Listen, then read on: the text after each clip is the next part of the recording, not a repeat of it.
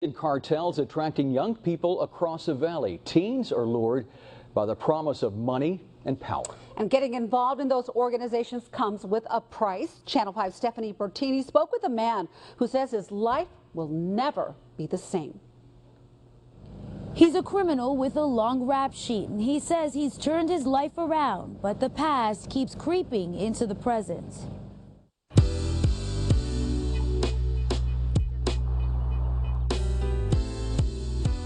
He got his start on the streets of Harlingen selling drugs. Soon he was moving up the criminal chain. Sure, the money's great, the promises sound so promising, but you have so much to lose. It's a lesson this man we're calling Joe learned the hard way. I wanted to feel important. I guess because when I was growing up, I was restricted from a lot. I was restricted from the streets. So when I got to a certain age, I decided I knew what was best for me. Joe grew up poor in a rough part of Harlingen. Religion had a strong presence in his childhood. Actually, I was raised the old-fashioned way. I was raised by my grandparents. My mother had abandoned me when I was 3 years old. My grandparents took me in, they raised me. He says his grandparents tried to protect him from getting involved in street life. But when he became a teenager, he went against their will. He started selling drugs at school. He started hanging out with criminals. So I started working with these guys. I didn't know till later that they were acquainted with the Texas Syndicate.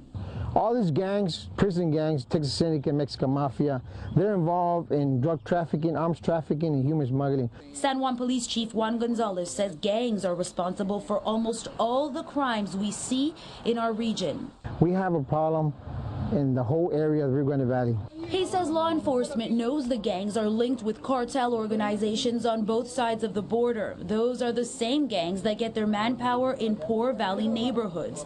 They target kids. And they prey on those communities. They prey on those vulnerable communities that they know that they can send a couple of guys to go recruit these youngsters. Gonzalez says teens are being promised what they don't have, money and power. They target them because they're vulnerable, and they target them because they know that they're looking for something to do, that they want to challenge themselves and they want to prove to someone that they're important. Joe reflects on how vulnerable he was. He says he was sucked into gang life and learned the way things worked quickly. You work your way up. He started taking on more and more risks. I was delivering 800 pounds to Westlaco, down to shootouts. That's quick money. I mean, I've literally sat with murderers and they talk about it like nothing. And they're torturing him. And he's crying. I still hear his cries. A human smuggling deal gone bad got Joe kidnapped in Mexico. His wife had to cross the border to pay ransom and save his life. And even still then, I didn't reach the point where I thought I had to change. Joe had kept his criminal life away from his family for years. I felt belittled, betrayed. Like, how could my husband keep such a big part of his life out of, secret from me? So I felt really small, like a doormat. She continued to stand by his side. She hoped he would change. And tell me, no, I love you, and let's make it work, and let's try it out, and then I'm going to change, and I'm going to do this, and I would believe it. Things didn't change. Joe started spending more time in jail, and his wife finally left him. I decided that, you know what, I only have two choices left.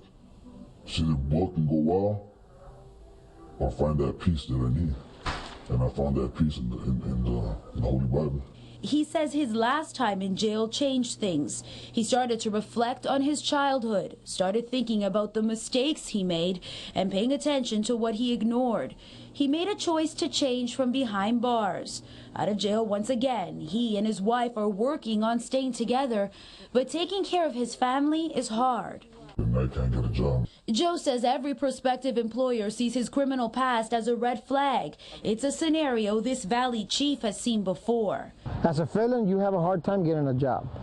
Nowadays, in the corporate world, I mean, if you have smoked marijuana, cocaine, and stuff like that, they bypass you and look at the kid that hasn't done that. Chief Gonzalez says it's about more than getting a job. Sometimes leaving criminal life behind is impossible. I've seen guys been in gangs forever, and now they're in the 40s and 50s, and they're still being exploited by the gang when they were gang members, when they were in the 20s and their teens. So They don't forget. They want you to make sure that if you decided to join that gang, all your life, from that point on, you owe something to the gang. Joe understands his past is still affecting his life in more ways than one. He has a message for other young kids tempted by money and power. And don't fall for it. You have so much to lose.